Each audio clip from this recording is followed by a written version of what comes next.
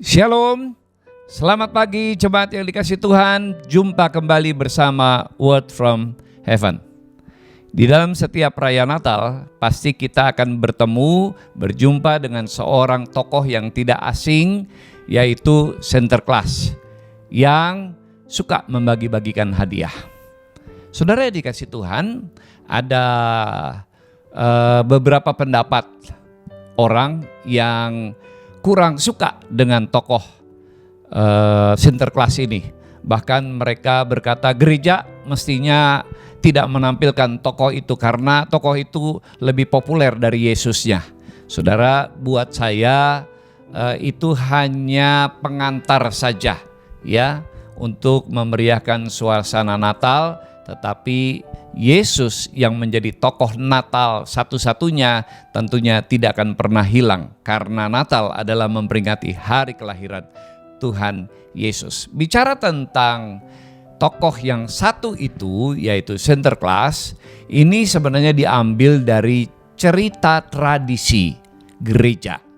Di abad yang ketiga di Asia Kecil ada seorang uskup yang bernama Saint Nicholas.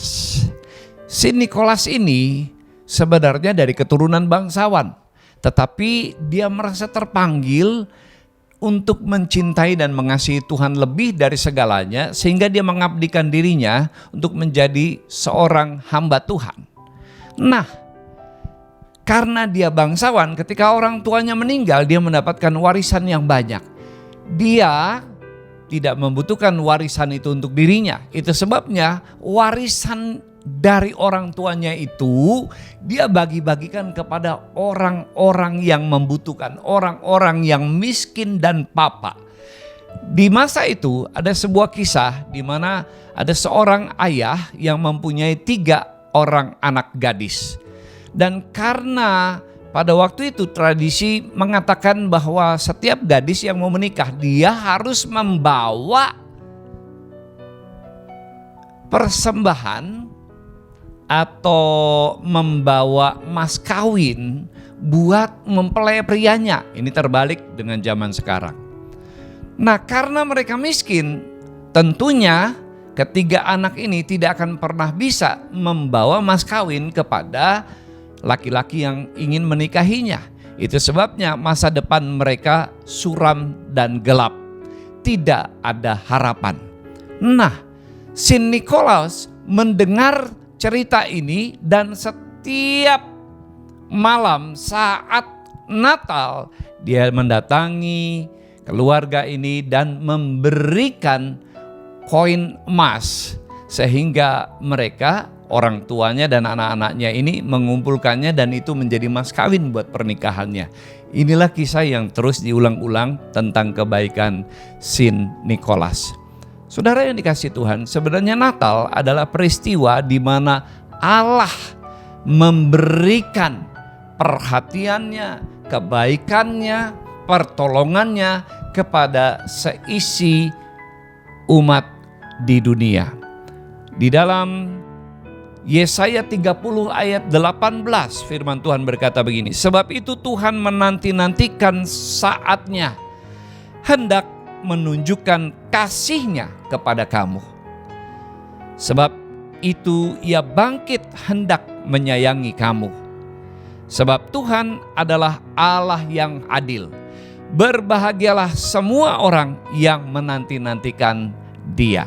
Saudara yang dikasih Tuhan, Natal adalah jawaban daripada kerinduan orang yang menanti-nantikan Tuhan. Sekalipun saudara ada dan tinggal di dalam kegelapan, tidak memiliki pengharapan, tapi Allah menunjukkan kasih-Nya kepada saudara. Inilah arti daripada peristiwa Natal, di mana Allah mengasihi, mencintai, dan memperhatikan umat-Nya. Biarlah kita menyambut perhatian Allah, cinta kasih Allah itu dengan sukacita dan juga kecintaan kita kepada Tuhan. Selamat Hari Natal. Jika Bapak Ibu Saudara membutuhkan dukungan doa dan konseling untuk pergumulan yang sedang dihadapi, silahkan menulis pesan di nomor WhatsApp di bawah ini.